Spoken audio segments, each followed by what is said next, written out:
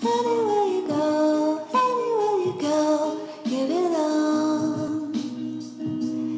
Anywhere you say, anywhere.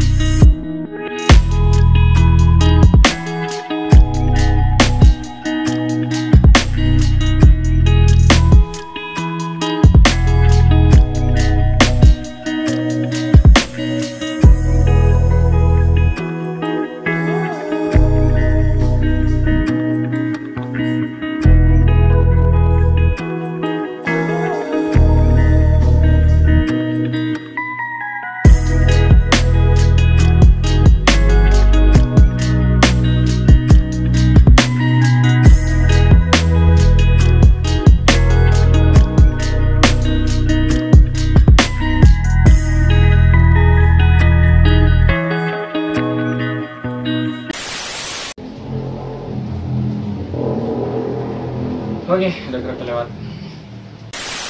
Halo kawan-kawan, kembali lagi dengan saya Raihan Sinaga. Oke, seperti yang aku sampaikan kemarin, aku akan membahas tentang kampus mengajar. Tapi ini bukan kepada penjelasan kampus mengajar itu sendiri, tapi lebih menjurus ke pengalaman aku pribadi selama mengikuti pengabdian kampus mengajar. Jadi ini ceritanya aku berbagi pengalaman aja selama aku mengikuti program kampus mengajar, hingga aku nggak bisa punya waktu untuk upload video. Nah, selama aku mengikuti kampus mengajar ini udah sampai mengikuti 2 metode pembelajaran, yaitu pembelajaran online dan juga tatap muka. Karena sebelum adanya aturan untuk bisa mengadakan pembelajaran secara offline atau tatap muka, tapi sesuai dengan protokol yang ada, dari sekolah itu mengadakan pembelajaran online. Jadi aku merasakan 2 metode pembelajaran di sekolah, tepatnya UPT SD Negeri 06659 Medan Marelan. Oke.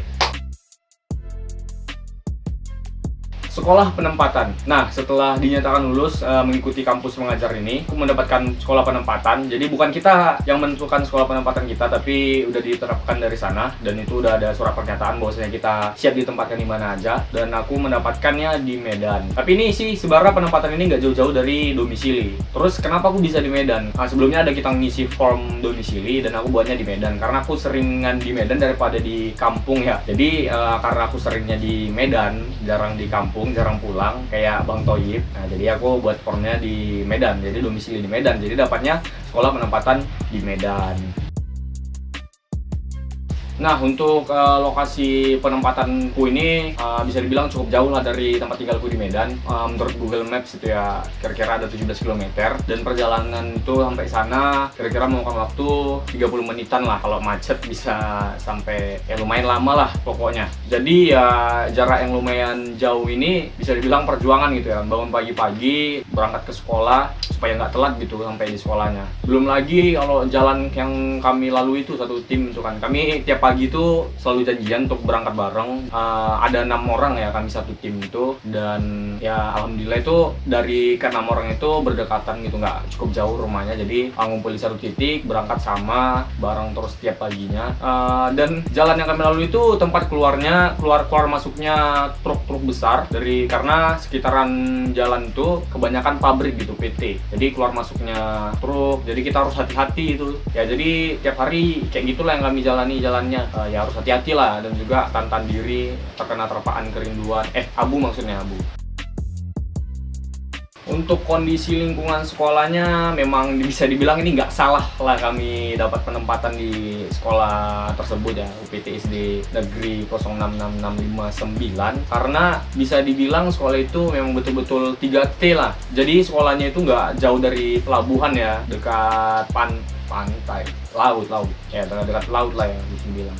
Jadi tiap hari itu pasti air naik, kalau dibilang itu pasang, jadi air naik sampai ke sekolah, ke halaman sekolah. Nah, itu biasanya naiknya itu di jam siang, itu jam 12 atau jam 1-an itu air mulai naik, jadi memenuhi halaman. Tapi lagi itu nggak melulu jam segitu, dari pagi pun dia udah tergenang, sudah sampai selutut, nggak selutut cuy, lutut ini, maksudnya semata kaki itu bisa kendelep mata kakinya. Jadi memang kondisi lingkungannya kayak gitulah, kalau bisa dibilang ya mohon maaf tuh ya kumuh, jadi becek karena banjir itu kan. Dan bisa dihitung itu kalau air bisa surut ada beberapa kali, cuman selama aku 5 bulan. Oh ya, jadi aku penempatan itu kan pengabdian sampai 5 bulan ya. Jadi selama 5 bulan itu bisa dihitung lah berapa kali air itu surut, kering halamannya. Jadi karena banjir itu jadi halaman itu nggak bisa dipakai. Jadi anak-anak siswa-siswi di sana nggak bisa main-main di halaman, nggak bisa digunakan untuk olahraga, nggak bisa digunakan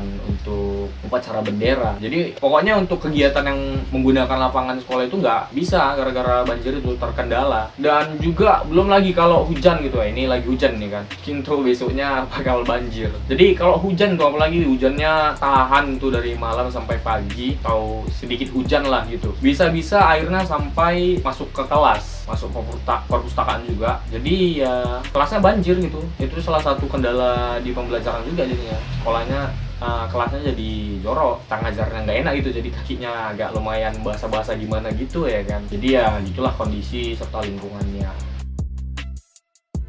Untuk SDM-nya sendiri, sumber daya manusianya, siswa-siswi di sana kalau bisa dibilang untuk mengenyam pendidikan itu minatnya agak kurang gitu. Mereka lebih suka bekerja ya, tapi gimana ya, mungkin kebanyakan kondisi keluarga mereka itu, keluarga di sana kurang mampu gitu. Jadi anak-anak di sana lebih suka bekerja gitu, membantu orang tuanya atau mungkin mencari uang jajan buat pribadi. Dan jadi aku juga udah sering-sering sama guru di sana, mereka memang katanya lebih suka bekerja daripada pendidikan. Mereka lebih suka metiin udang, bantuin metiin udang, dan juga nyuci kapal gitu. Jadi dari guru-guru sana itulah yang gue dapatkan, katanya mereka lebih suka melakukan pekerjaan seperti itu ya. Jadi dapatlah mungkin membantu orang tuanya atau uang jajan buat mereka gitu. Nah, menyikapi hal tersebut dari sekolah juga guru-gurunya terkadang sampai menjemputi mereka ke rumahnya. Kadang mereka masih tidur, dipanggil, suruh sekolah, disuruh ujian, karena ya memang kayak gimana ya, minat untuk belajar itu, untuk mendapatkan pendidikan itu bisa dibilang kurang gitu. Jadi ya mereka itu belum paham bahwasanya pendidikan itu di usia mereka itu sangatlah penting gitu. Apalagi di Indonesia nih kan, pendidikan itu sangat krusial. Belum lagi nih COVID lagi kan, online, jadi terkendala pendidikannya. Pendidikan yang nggak online aja kadang nggak nyampe pembelajarannya, apalagi online seperti sekarang. Ya gimana lah ya kan.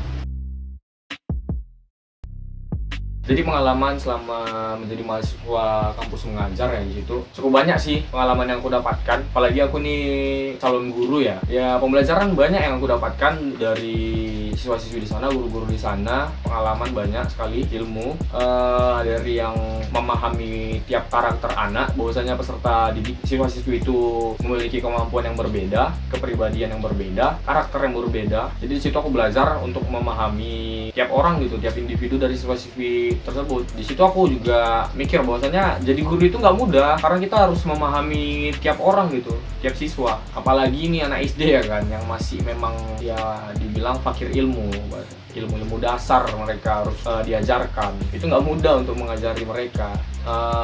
Oke, sedikit lah ini berbagi pengalaman juga. Ini sebenarnya pengalaman unik sih. Ini nggak ada sangkut pautnya dalam konteks pendidikan, tapi ini cukup menarik untuk diceritakan. Jadi selama awal kami datang ke sekolah itu, ada orang dengan gangguan kejiwaan yang sering kali mondar-mandir di sekolah itu, yang membuat terkadang dari tim kampus mengajar kami ini was-was gitu mau ngapa-ngapain di sekolah. Karena ya orang dengan gangguan kejiwaan itu kadang mondar-mandir, kadang bawa parang, bawa kayu, bawa besi, bawa botol. Jadi entah apa aja lah dibawa ide. Kadang mondar-mandir, kadang marah-marah nggak jelas, maki-maki, kadang pun mau nyanyi. Tapi kadang juga aku ajak cakap juga. Ya lumayan enak sih kalau aku ajak cakap, walau terkadang nggak sinkron. Tapi ya buat kawan-kawan aku satu tim itu kadang was-was gitu mau ngapa-ngapain, karena kan ya siapa yang nggak ngeri bawa-bawa parang gitu kan, tempat silap pang katanya.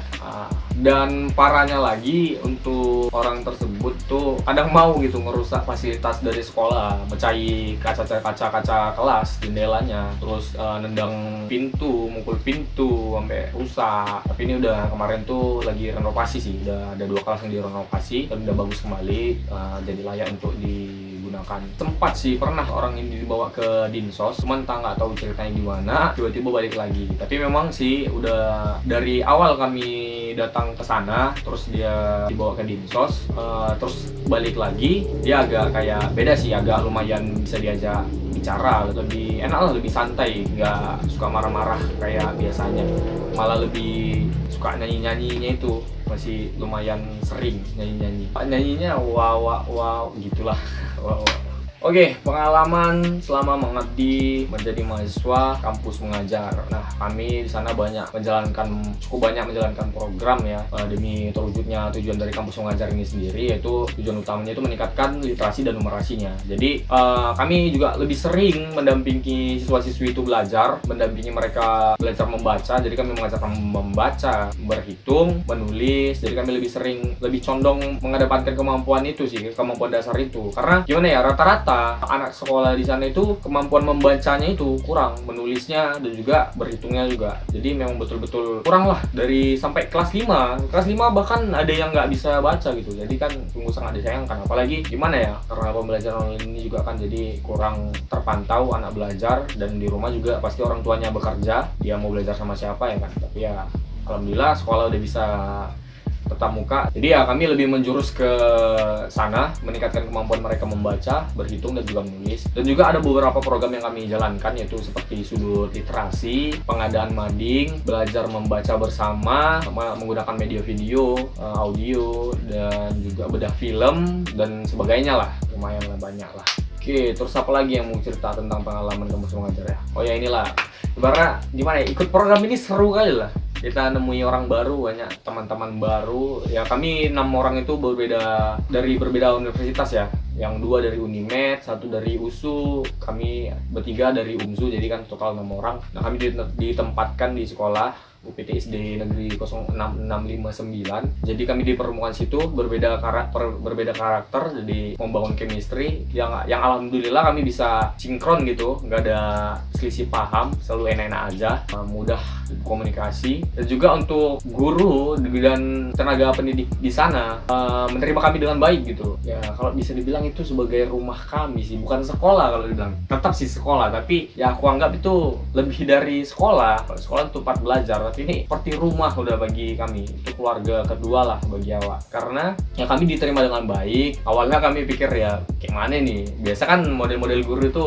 ada yang killer lah, kejam lah, cerewet lah. Tapi ini ya alhamdulillah enak. Bahkan kami kayak memang betul-betul kayak rumah lah. Kadang di situ makan bersama, cerita-cerita bersama, seru lah, apa ya dibilangkan ya. Kalau soal rasa ini kan susah diungkapkan dengan perkataan ya. Dan juga untuk siswa-siswanya juga menerima kami dengan baik, belajar sama-sama. Mereka kedatangan kami itu diterima dengan baik. Mereka senang gitu belajar sama kami, selalu nuntut gitu kalau kami udah datang ke sekolah, bang masuk kelas kami, bang kak masuk kelas kami, kak. Lebih suka belajar sama kami gitu ya. Jadi makin semangat gitu kami untuk selalu datang ke sekolah. Nah, untuk program kampus mengajar ini jangan harap kita nggak ada tuntutan tugas atau kewajiban. Tetap ada, ya walaupun memang kewajiban kita pasti selalu datang ke sana, mengabdi, membantu guru, membantu siswa. Tapi tetap ada beberapa tugas yang harus kita kerjakan. Jadi itu ada yang namanya logbook harian dan juga laporan mingguan. Nah, di logbook harian itu kita harus menceritakan apa aja kegiatan yang kita kerjakan di sana. Ya, kalau bisa dibilang itu seperti diary harian gitu. Terus ada laporan mingguan, jadi tiap minggunya kita melaporkan, jadi mencakup satu minggu itu kita ngapain, program apa yang kita jalankan. Jadi ya itulah kita buat. Juga kita selalu harus koordinasi sama dosen pembimbing. Ya gitulah untuk tugasnya. Pesan dan terima kasih. Jadi kesannya ya program ini sangat baik sih. Selama kami mengabdi itu ya banyak pembelajaran, banyak ilmu yang kami dapatkan sebagai mahasiswa.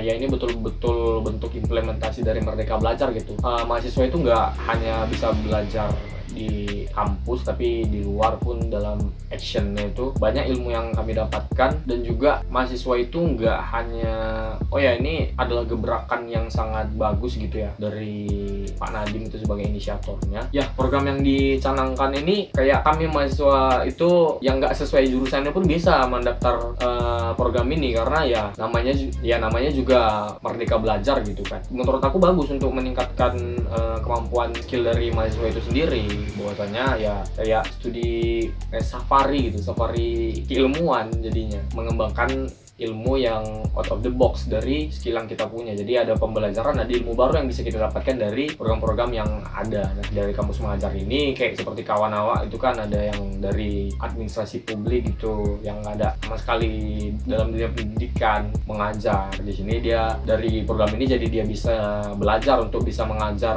sebagai pendidik, dan juga ada anak teknik malah ya. Pendidikan sih memang ya. Jadi tapi untuk taraf anak SD itu kan ya gimana, anak SD suruh ngapain mesin kan nggak mungkin. Tapi ya itu tadi, merdeka belajarnya, kita dapat ilmu yang banyak dari pengalaman yang kita dapatkan itu ya. Jadi ini memang betul-betul ya program yang bagus lah dari Bapak Nadiem Makarim. Good Pak. Pesannya ya kita bagi 3 lah ya pesannya untuk mahasiswa, guru, dan siswa.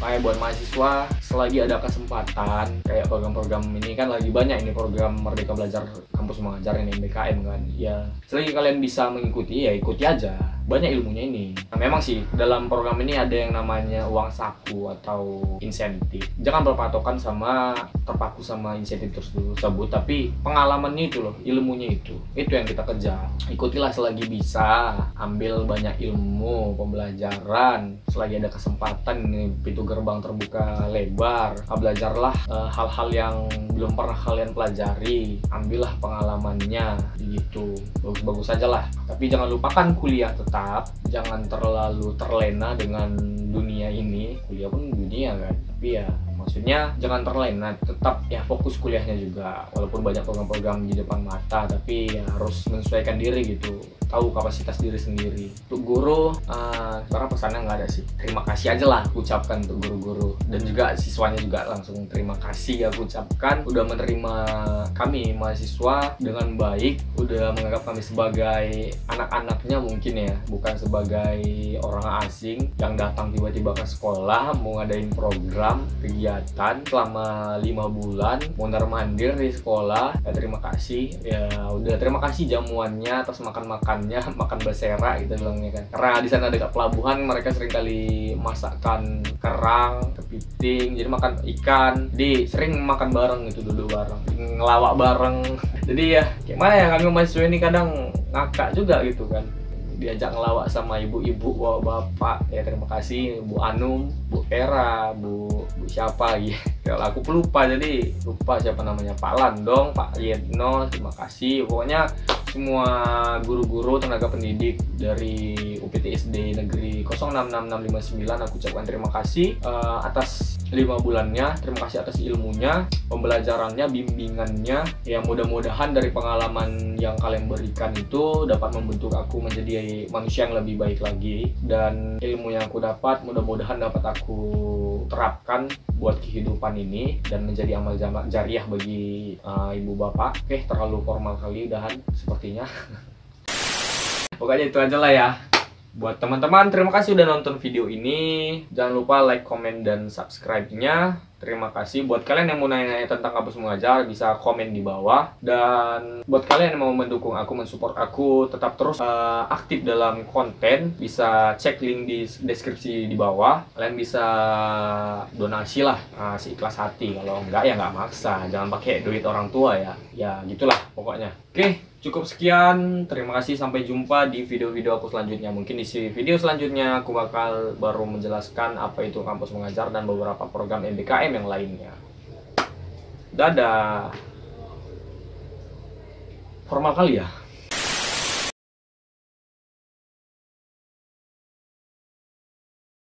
Ya gitulah pokoknya.